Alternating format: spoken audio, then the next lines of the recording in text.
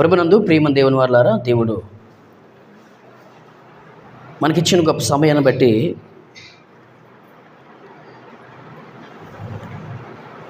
ఎన్నో వారాల బట్టి వాక్య విషయాన్ని మనందరం కలిసి మనం వింటున్నాం, నేర్చుకుంటున్నాం. విశ్వ ప్రపంచములో క్రైస్తవులకు ఏది మేలు అనే విషయాన్ని మనం వింటున్నాం. అందులో భాగముగా 118వ కీర్తన 8వ వచనములో మనుష్యులను నమ్ముకునుట కంటే యెహోవాను ఆశ్రయించుట మేలు అని దావీదు భక్తుడు అంటున్న మాటను మనం వింటున్నాం. తండ్రి దేవుణ్ణి ఆశ్రయించుట వలన మనకు ఏంటి మేలు అనేది 2-3 వారాల బట్టి మనం వింటూనే ఉన్నాం. ఈరోజు కూడా దేవుని ఆశ్రయించుట వలన, దేవుని మీద మనం అందరం కలిసి ఆధారపడుట వలన కలిగిన లాభం ఏంటి, లేదా కలిగిన మేలు ఏంటో ఈరోజు జాగ్రత్తగా విందాం. ఏమండి, దావీదు గారు రాసిన, మోషే గారు రాసిన కీర్తన 91 చూద్దాం. మోషే గారి ద్వారా దేవుడు రాయించిన కీర్తన 91. మహోన్నతుని చాటున నివసించువాడే సర్వశక్తుని నీడను ఆశ్రయించువాడు. ఏంటి మళ్ళీ, మహోన్నతుని చాటున నివసించువాడే సర్వశక్తుని నీడను విశ్రమించువాడు. అంటే విశ్రాంతి తీసుకునేవాడు. అంటే సింపుల్ మన భాషలో ఆ వచనములను అర్థం ఏంటండి అంటే, ఎవరైతే వింటున్నారా, ఎవరైతే దేవుని చాటున అంటే దేవునితో కలిసి ఉంటారో అటువంటి వారికి కలిగిన ఒక మేలు ఏంటండి అంటే, మనకు 2 రకాల విశ్రాంతులు కలుగుతాయి. ఒకటి, భూమి మీద మనకు నెమ్మది. రెండవ విశ్రాంతి ఏంటండి అంటే, మరణము తర్వాత పరదైష్యులో మనకు విశ్రాంతి. 2 కావాలి మనకి, అవునా కాదా? 2 కావాలి. మహోన్నతుని చాటున నివసించాలి మనం.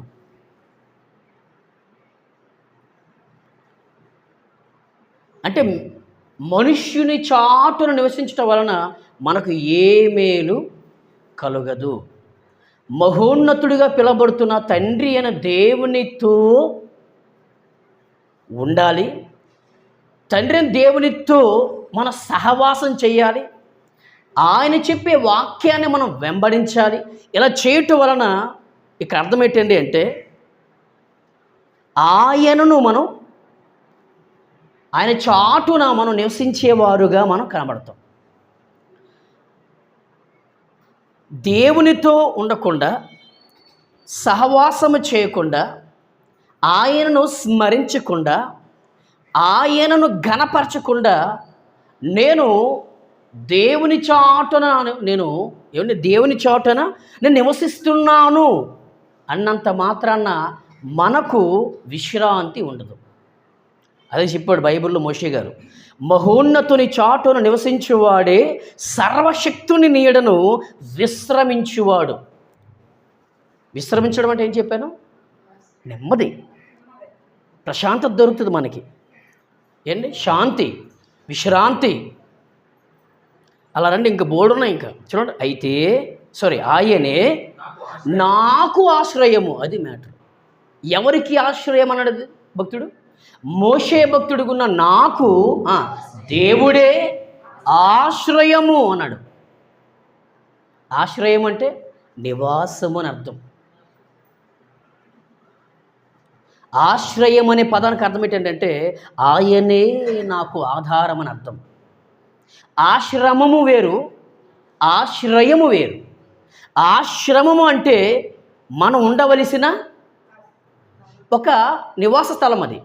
కానీ ఆయనే నాకు ఆశ్రయము అనే పదానికి అర్థం ఏంటంటే, ఆయనే నాకు ఆధారము, ఆయనే నాకు నెమ్మది, ఆయనే నాకు సమాధానము, ఆయనే నాకు ప్రసన్నత, ఆయనే నాకు ప్రశాంతతనిచ్చినవాడు, ఆయనే నాకు మనశ్శాంతిని ఇచ్చినవాడు. అంటే ఆశ్రయము అనే పదానికి పర్యాయ పదాలు ఇవి. మీకు అర్థమవుతుంది లేదా? మోషే కరాఖండిగా అంత గొప్ప భక్తుడు, అంత గొప్ప దైవ సేవకుడు, అంత గొప్ప ప్రవక్త కూడా ఆయన. తండ్రి అని దేవుడు ఈ మోషే గురించి ఒక బంగారపు సాక్ష్యం చెప్పాడు, ఒక బంగారపు స్టేట్మెంట్ ఇచ్చాడండి, ఒక సర్టిఫికెట్ ఇచ్చాడు. ఏమంటే, మోషే నా ఇల్లంతటిలో నమ్మకమైనవాడు, నమ్మకస్తుడు. ఎందుకు ఆ మాట అన్నాడు దేవుడు? భక్తుడైన మోషే గారిని, ఏమండి, మోషే నా ఇల్లంతటిలో నమ్మకస్తుడు. ఇంతకీ ఇల్లు అంటే ఎవరయ్య అంటే ఇశ్రాయేలీల సంఘం. మనమే ఆయన ఇల్లు అని హెబ్రీయులు రాసిన పత్రికలో బైబిల్ దేవుడు రాయించాడు. మీకు అర్థమవుతుంది లేదా? ఆయనే ఏంటి, మనమే ఆయన ఇల్లు, నేను ఆయన ఇల్లు అంటే అర్థం ఏంటి? ఈ హృదయం అనే ఇంటిలో ఆయన నివాసం చేయాలని ఆశపడుతున్నాడు. అందుకే తండ్రి అని దేవుడు అంటున్నాడు, మోషే నా ఇల్లంతటిలో నమ్మకస్తుడు. నా ఇల్లు అంటే అర్థం ఏంటంటే అంటే సంఘము, సంఘ విశ్వాసులను క్రమశిక్షణలో నడిపించే విషయంలో నమ్మకస్తుడు. ఇశ్రాయేలీల ఈ లక్షలాది ప్రజలని ఏమండి కనాను దేశానికి నడిపించే విషయంలో నమ్మకస్తుడు. ఈ ఇశ్రాయేలీల ప్రజలందరికీ చక్కనైన ధర్మశాస్త్ర ఉపదేశాన్ని ఉపదేశించే విషయంలో చెప్పండి నమ్మకస్తుడు. ఏమండి, సంఘాన్ని కాపాడే విషయంలో నమ్మకస్తుడు. సంఘాన్ని ధర్మశాస్త్రమును ఆ ధర్మముల ప్రకారము చక్కనైన ఆత్మీయతలో పెంచే విషయంలో నమ్మకస్తుడు. దేవుని పట్ల విశ్వాసము కలిగి, దేవుని పట్ల భయభక్తులు కలిగి, దేవుని పట్ల ఎలా ఆధారపడాలో చక్కనైన రీతిలో బోధించి ఇశ్రాయేలీలను దేవుని మార్గములు నడిపించే విషయంలో నమ్మకస్తుడు. మీకు అర్థమవుతుందా? ఏమంటే, ఇశ్రాయేలీల ప్రజల్లో నుండి మోషే భక్తుడికి ఎంతో ప్రెజర్, ఏమంటే ఎంతో ఒత్తిడి కలిగేది ఒక్కొక్క సందర్భంలో. ఇశ్రాయేలీల ప్రజలు మోషే భక్తుడి ద్వారా విన్నారా, వాక్యాన్ని వినే విషయంలో, వాక్యాన్ని నేర్చుకునే విషయంలో, ఏమంటే తిండి లేకపోతే భోజనం వచ్చేది, నీరు లేకపోతే దేవుడు నీరిచ్చేవాడు. ఏమంటే వారికి మాంసం కావాలంటే మాంసం మోషే భక్తుడి ద్వారా తండ్రి అయిన దేవుడు ఇశ్రాయేలీల ప్రజలకి అనగా ఆ సంఘానికి దేవుడు మోషే ద్వారే ఇచ్చేవాడు. మరి ఇప్పుడు ఈ ఇశ్రాయేలీల సంఘముగా పిలబడుతున్న ఈ ప్రజలందరూ కూడా ఏమండి మోషే ద్వారా లాభం పొందుకున్నప్పుడు మోషేను పొగిడేవారు. మోషే ద్వారా ఒకవేళ ఏమైనా చిన్న కష్టం వస్తే మోషేని తిట్టుకునేవారు. మోషే అనే సేవకుడి మీద సనుక్కునేవారు. ఎవరు? ఇశ్రాయేలీయుల ప్రజలు. మీకు అర్థమవుతుందా? అంటే ఇంత ఒత్తిడి కూడా మోషే భక్తుడు భరించాడు, సహించాడు, జయించాడు, జయశాలిగా నిలబడ్డాడు. అందుకే ప్రభునందు ప్రేమ దేవుని వారలారా, మరలా చెప్తున్నాను, ఇశ్రాయేలీల మీద ఉన్న దేవుని కోపాన్ని కూడా మోషే భక్తుడే అణిచేశాడు. దేవుని కోపాన్ని, ప్రభువా ప్లీజ్ తండ్రి, వాళ్ళకేం తెలియదు తండ్రి, ప్లీజ్ నాయన. మీరు ఆలోచించండి. అంటే ఇన్ని విషయాలలో మోషే భక్తుడు నమ్మకస్తుడు అని అర్థాలు.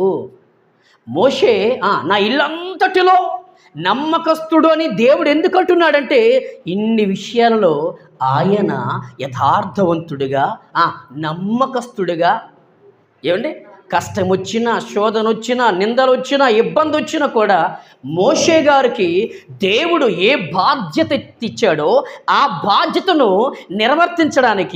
నెరవేర్చడానికి ఏమండి ధర్మశాస్త్రం గ్రంథాన్ని పట్టుకొని నిలబడిపోయాడు మోషే భక్తుడు. అందుకే మోషే, మర్చిపోకండి, మోషే నా ఇల్లంతటిలో నమ్మకస్తుడు అన్నాడు. ఇప్పుడు మీకు అర్థమైపోయిందా? ఆ నమ్మకస్తుడే ఇవ్వండి ఈ కీర్తనను రాశాడు, ఈ కీర్తనను రచించాడు. రచయిత ఏమండి చెప్పాలి, రచయిత రచించాడు. అందుకంటున్నాడు, మహోన్నతుని చాటున నివసించువాడే సర్వశక్తుని నీడను విశ్రమించువాడు. నీకు నాకు కంపల్సరిగా విశ్రాంతి అవసరం. ఏమండి అవునుగా చెప్పండి. ఆశ్రయం అవసరం, ఆధారం అవసరం,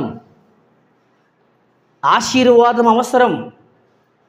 అన్నీ అవసరమైనప్పుడు మనం ఏం చేయాలంటే, మోషే అంటున్నాడు ఏమండి, ఆయనే నాకు ఆశ్రయం అన్నాడు. మంచి మాట కదండి. మోషే భక్తుడు ఎప్పుడు కూడా ఇది ఫలానా రాజ్యాన్ని పరిపాలిస్తున్న రాజు ఆయనే నాకు ఆశ్రయము అనలేదు. ఏమండి, లేదా ఫలానా ఊర్లో ఉన్న ప్రవక్త గారు నాకు ఆశ్రయము అనలేదు. లేదా ఫలానా ఊర్లో ఉన్న పెద్దలే నాకు ఆధారము, వారే నాకు శైలము, వారే నాకు ఇవేం అనలేదు మోషే గారు. ఆయనే నాకు ఆశ్రయము, నా కోట, నేను నమ్ముకొనదగిన నా దేవుడు అంటున్నాడు.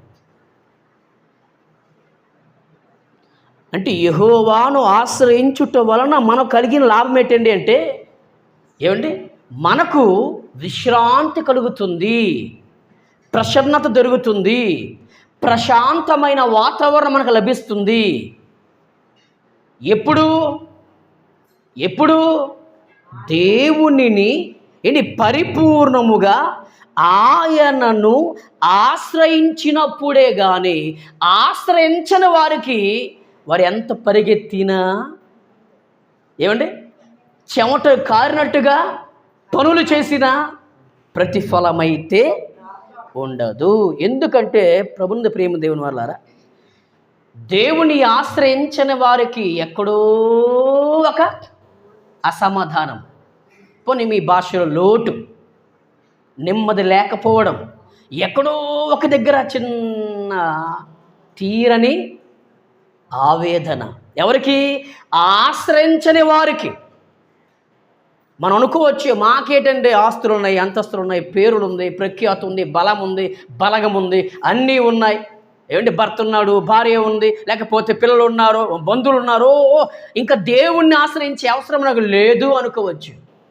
నేనంటా మీరు స్టిల్ ఎన్ని ఉన్నా వినండి, ఎన్ని ఉన్నా నీకున్న ఆస్తి నీ ఆత్మను పరలోకానికి తీసుకువెళ్ళదు. ఒకటి, ఎంతమంది ఉన్నా, ఎంతమంది బంధు బలం ఉన్నా, అంగ బలం ఉన్నా, ఖండ బలం ఉన్నా, ధన బలం ఉన్నా, ఖ్యాతి బలం ఉన్నా, ఏ బలం ఉన్నా నీ ఆయుష్ను వారు పెంచలేరు. చెప్పండి కాదా? మన వెనకత్తల ఎంత ఆస్తులున్నా మనలను ఆత్మీయతలో ఇవేవి మనలను నడిపించవు. అదే దేవుణ్ణి ఆశ్రయిస్తే, దేవుణ్ణి మీద ఆనుకుంటే, ఆయన మీద ఆధారపడిపోతే మనకి ఆరోగ్యం, ఆయుష్ పెరుగుతుంది, స్వస్థత కలుగుతుంది, జ్ఞానోదయం వస్తుంది, ఆత్మీయులుగా పెరగగలం, ఆత్మీయులుగా ఈ భూమి మీద జీవించగలం, పాపాన్ని జయించగలం. ఏమండి నిజమే, పరదేశుకు చేరిపోగలం. ఈ భూమి మీద ఉన్న వాటితో భక్తికి అస్సలు సంబంధమే లేదు. మరలా మీకు చాలా సీరియస్ చెప్తున్నాను. ఎన్ని ఆస్తులున్నా, ఎన్ని పశువులున్నా, ఎన్ని తోటలున్నా, ఎంతమంది కండలు తిరిగిన బంధువులున్నా, వారికి భక్తికి చాలా తేడా ఉంది. వారెవరు నీకు పరలోకం ఇవ్వరు, నీకు స్వస్థత ఇవ్వరు, నీకు మనశ్శాంతిని ఇవ్వరు. ఏమండి అది యెహోవాను ఆశ్రయిస్తే మనకు సంతోషం, మనకి ఆనందం, ఏమండి మనకి నెమ్మది.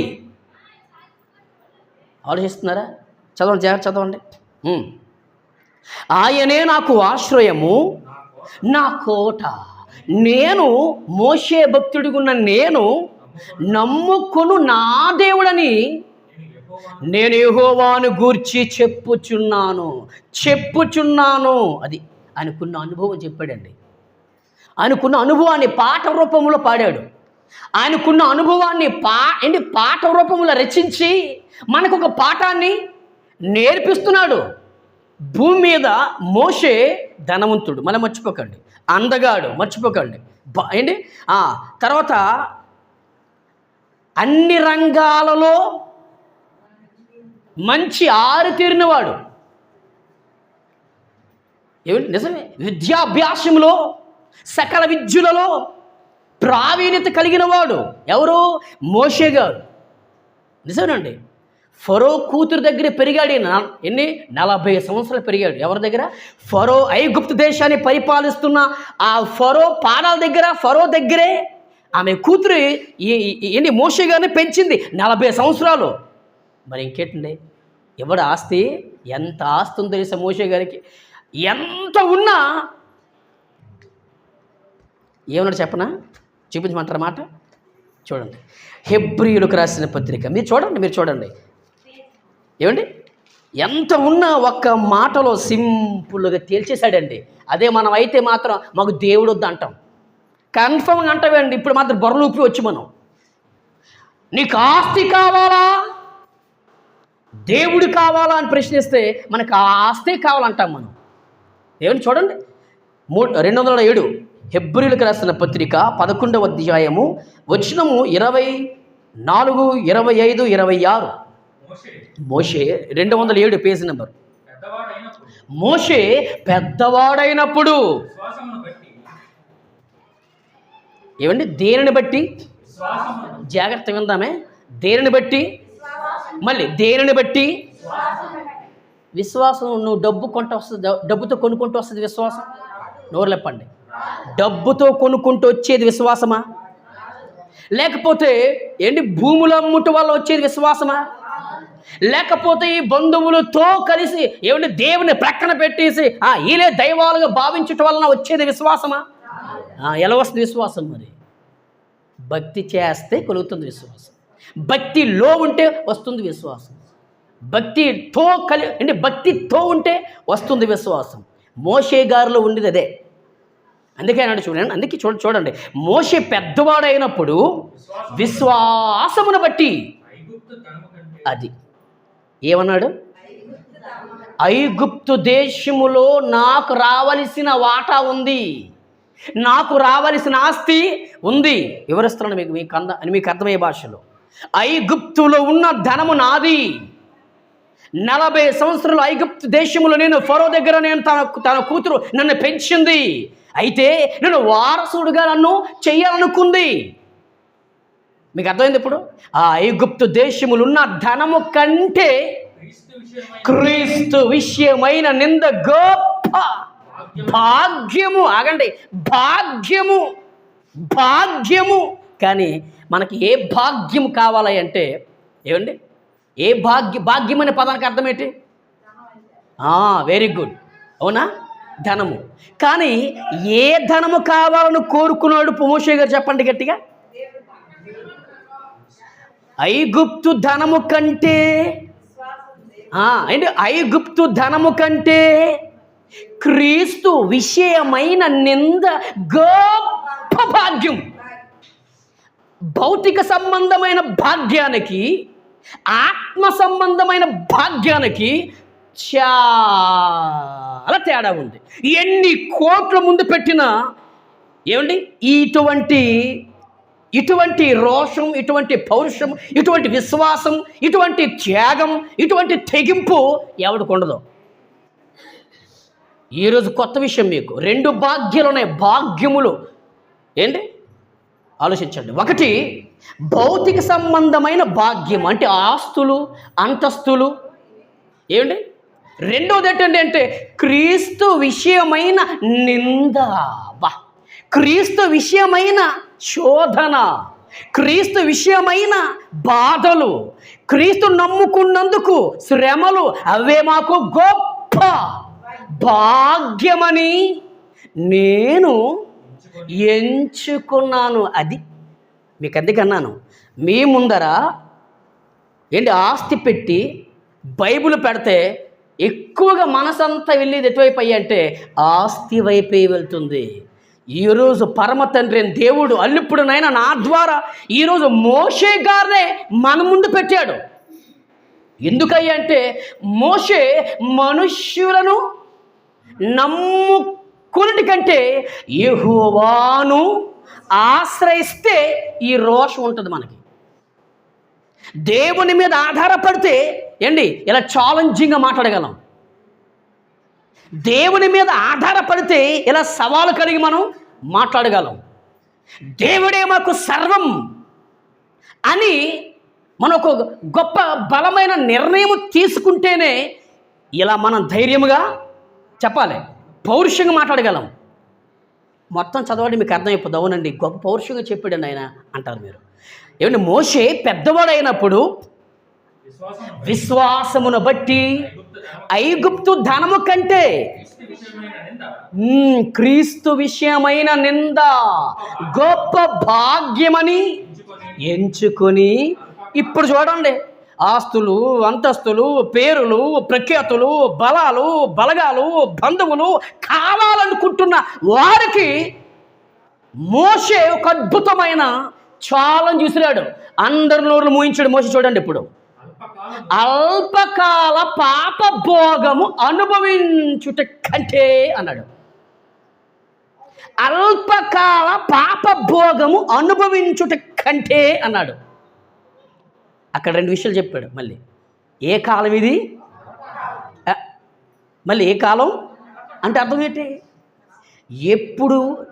ఎప్పుడు బ్రతుకుతామో తెలియదు, ఎప్పుడు చచ్చిపోతామో తెలియదు. అందుకే మా అన్న మోషే అంటున్నారు అల్పకాలం అన్నాడు. రెండోది అంటున్నాడు అల్పకాల పాప భోగము. భోగము అనే పదానికి అర్థం ఏంటంటే అది కావాలి, ఇది కావాలి, ఇది కావాలి, అది కొనియాలి, ఇది కొనియాలి. ఇప్పుడు మీకు అనుమానం అయితే హెబ్రీయులకు రాసిన పత్రిక 4 చూడండి, అక్కడ ఉన్న భోగేచ్ఛ చూడండి. మీలో యుద్ధములు, పోరాటములు దేని నుండి, యాకోబు రాసిన పత్రిక అండి. చూడండి, పక్కనే పేజీ చూడండి.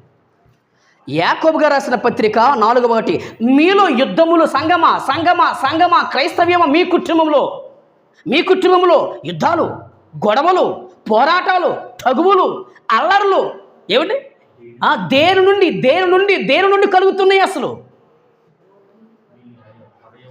మీ అవయవములలో పోరాడు మీ భోగేచ్ఛ అంటే అర్థం ఏంటి? సుఖాలు కావాలి, సుఖ సంతోషాలు కావాలి. వినండి, అవునా? సుఖమే కావాలి. దుఃఖము వద్దు, కష్టము వద్దు, శ్రమ వద్దు, శోధన వద్దు. మాట బాగా విందాం. మీలో యుద్ధములు, పోరాటములు దేని నుండి కలుగుచున్నవి అంటే మాకు తెలుసా అంటే మనకి ఎవరికి తెలియదండి, దేవుడే చెప్పాలి. దేని నుండి కలుగుతున్నాయి బ్రదర్ యాకోబు గారు, జాకబ్ గారు, ప్లీజ్ జేమ్స్ గారు చెప్పండి అని ప్రశ్నించినప్పుడు తండ్రి దేవుడు చెప్పాడండి యాకోబు ద్వారా. మీ అవయవములలో ఈ అవయవాలు ఏం చేస్తాం తెలుసా? పోరాటం చేసేస్తున్నాయి. ఫైటింగ్ అంటే అర్థం తెలుసా? పలానా వ్యక్తి వస్తువు కొనుక్కోడు, నేను కొనుక్కోవాలి. పలానా వ్యక్తి పలానా ఏదో కొనుక్కోడు, నేను కొనుక్కోవాలి. పలానా వ్యక్తి పలానా ఒక ఉన్నత స్థాయిలో ఉన్నాడు, నేను కూడా ఆ స్థాయిలో ఉండాలి. ఇదేంటనుకున్నారు? మీ అవయవాలలో పోరాటం జరుగుతుంది, ఫైటింగ్. ఎవరో కాస్ట్లీ ఫుడ్ తినారండి, మనము కూడా తినాలి. ఎవరో కాస్ట్లీ శారీ కొనుక్కున్నారు, నేను కొనుక్కొనేసుకోవాలి. ఇదేంటనుకున్నారు? మీ అవయవములలో పోరాడు మీ భోగేచ్ఛ అనే పదానికి అర్థం ఏంటంటే సుఖ సంతోషాలు. సుఖం కావాలని కోరిక, భోగేచ్ఛ, ఇచ్ఛ అంటే కోరిక. క్లియర్? అంటే మీ అవయవములలో అంటే అర్థం ఏంటి? నేను అలాగే అనుకుంటున్నానండి. ఎవరైనా అది కావాలి, ఇది కావాలి, అది కావాలి, ఇది కొనాలి అనుకుంటే అప్పుడు అర్థమైపోద్ది నాకు. పరిశుద్ధాత్మ దేవుడు చెప్పేశాడు, నానా ఏలియా ఇదిగోరా మీ అవయవములలో పోరాడు మీ భోగేచ్చిది. నువ్వు కంట్రోల్ చేస్తావో తెలియదు, లేకపోతే నువ్వు కూడా వాళ్ళతో నువ్వు కూడా కుమ్మకైపోతుందో తెలియదు. ఐ డోంట్ కేర్ అన్నాడు పరిశుద్ధాత్ముడు. అలా కాదు బ్రదర్, అలా చేయండి తండ్రి ప్లీజ్. ఇవన్నీ మనం ఎందుకు నేర్చుకుంటున్నాం? మోషే గారు ప్రారంభించాడు, మహానుభావుడు 91 కీర్తన. అక్కడ ప్రారంభమైంది ఆయన భక్తి తత్వం. ఆ తత్వం ఎక్కడికి వచ్చింది? ఇప్పుడు హెబ్రీలు రాసిన పత్రికకు వచ్చింది. హెబ్రీలు రాసిన పత్రికలో ఏముంది? ఐగుప్తు ధనము కంటే క్రీస్తు విషయమైన నింద గొప్ప భాగ్యమని ఎంచుకొని అల్పకాల పాప భోగము. అందుకే యాకోబు దగ్గరికి వెళ్ళాను నేను, అక్కడ ఇంకా బాగా అర్థమవుతుందని. పాప భోగమా? అవును. ఏంటి మనం అనుకోవచ్చు, అయ్యో అదేంటండి మా కష్టం మీద, వినండి, కష్టం మీద బ్రతుకుతున్నామే, కష్టార్జితమని తింటున్నామే, మరి పాప భోగం ఎలా అవుతుంది అనుకోవచ్చు. వెరీ గుడ్, అవునుగా చెప్పండి. ఎలాగవుతుందో చెప్పమంటారా? అనుభవం చెప్తున్న ఎక్స్పీరియన్స్ ఉంది నాకు, దేవుడి జ్ఞానం ఉంది. ఎప్పుడు కూడా మన కష్టార్జితం మీదే మనం బ్రతుకుతున్నాం. ఎస్, మన కష్టార్జితం మీద మనం నిలబడుతున్నాం, మన కష్టార్జితాన్ని తింటున్నాం. Very good. అయితే తింటున్న మనం ఇది ఎలా అయిపోయింది తెలుసా? అనుభవించేవారిగా మారిపోయింది. ఇప్పుడు తినడం వేరు, సంతోషించడం వేరు. ఇది కాస్త ఎలా మారిపోయిందంటే అనుభవించడం. అంటే దేవుని ప్రక్కన పెట్టి, వాక్యాన్ని ప్రక్కన పెట్టి, సహవాసన ప్రక్కన పెట్టి, సేవకులను ప్రక్కన పెట్టి, పరిశుద్ధాత్మ దేవుని ప్రక్కన పెట్టి, మేము కష్టపడుతున్నాం, మా ఇష్టం, మా తినడం తప్పేం కాదు. కానీ అది ఎలాగైపోయింది తెలుసా? ఓవర్ అయిపోయింది, ఎక్కువైపోయింది. ఈ ఎక్కువ అవ్వడం వలన దేవుని యొక్క ఆజ్ఞను మనము ధిక్కరించేవారుగా మార్చేస్తుంది మన యొక్క అనుభవాలు. కష్టపడుతున్నాం, దేవుని స్తోత్రం, తింటున్నాం, దేవునికి మహిమ కలుగునుగాక, మన కష్టం నిలబడుతున్నాం, దేవునికి స్తోత్రం. కానీ ఇక్కడ ఏం జరుగుతుందో తెలుసా? క్రైస్తవుడికి అర్థం కాని ఆలోచన ఇదే. తింటున్నాం, మా ఇష్టం అంటున్నామే తప్ప, కానీ తింటున్న మనము, అనుభవిస్తున్న మనము కాస్త దేవుడు కూడా మనతో ఎక్కువగా ఉంటే, ఆయనతో మనం ఉంటే ఎంత బాగున్ను అని దేవుని ప్రక్కన పెట్టి మన విచ్చలవిడిగా మనకు నచ్చినట్టుగా మనం అయిపోతే అది కరెక్ట్ కాదు అన్నాడు మోషే. అందుకే పాప భోగం అన్నాడు ఒకటి. రెండోది ఏంటంటే అంటే ఈ ధనాన్ని విగ్రహముతో కూడా పోల్చాడు బైబిల్ దేవుడు. దేంతో పోల్చాడు? ఆ విగ్రహము. నిజమే, విగ్రహారాధన ఆయన దృష్టికి నేరం. అందుకే ధనము అంటే దేవుని కంటే దేనిని ఎక్కువగా ప్రేమించిన అది ఆయన దృష్టిలో చెప్పండి ఇప్పుడు విగ్రహమే. అందుకే మోషే అన్నాడు పాపభోగము. మీకు అర్థమైంది? ఇప్పుడు అల్పకాల పాప భోగము అనుభవించుట కంటే ఈరోజు మనం అనుభవిస్తున్నాం. మనం దేవుని పక్కన పెట్టేస్తాం, అనుభవిస్తున్నాం.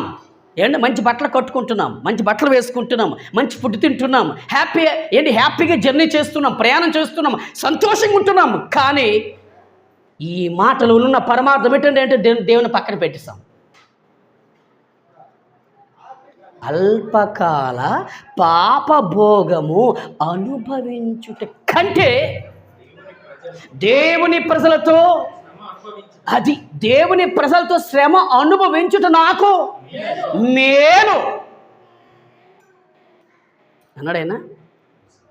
అంటే మోషే గారు ఇప్పుడు చెప్పండి, అబద్ధం ఆడకుండా భోగేచ్ఛల వైపు వెళ్ళాడా లేకపోతే భగవంతుడి వైపు వెళ్ళాడా? ఇప్పుడు చెప్పండి బిగ్గరగా, గట్టిగా. అంత ఆస్తిపరుడు, అంత జ్ఞాని, సకల విద్యలో ప్రావీణ్యత కలిగిన వాడు, దేవుని చేత పిలుపు అందుకున్నవాడు, దేవుని చేత ఒక ఉన్నత స్థాయిలో సింహాసనం మీద కూర్చుండేవాడు, అంటే ప్రవక్త, ఒక మంచి గుర్తింపు ట్యాగ్, ఒక ఐడెంటిఫై కలిగిన వాడు మోషే. అటువంటి మోషే అబద్ధం చెప్పండి ఏమనిపించాలి? భోగేచ్చలే అనుభవించాలి. కానీ నాకు భోగే చల్పకాల పాప భోగము అనుభవించుట కంటే దేవుని ప్రజలతో శ్రమ నాకు కావాలయ్యా, ఆ శ్రమ అనుభవించాలి.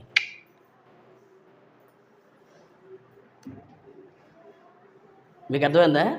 ఆ శ్రమ అనుభవించాలి అంటే, బాధలు భరించాలి అంటే, శోధన సహించాలి అంటే, నిందలు మోయాలి అంటే ఏం చేశాడు తెలుసా? మోషే ఆశ్రయించాడు నా తండ్రిని. అది మ్యాటర్. అందుకే 91 కీర్తన ఆయన రాశాడు. అయినా ఏంటి 91 కీర్తన ఆయన రచించాడు. ఇప్పుడు అర్థమైంది మీకు?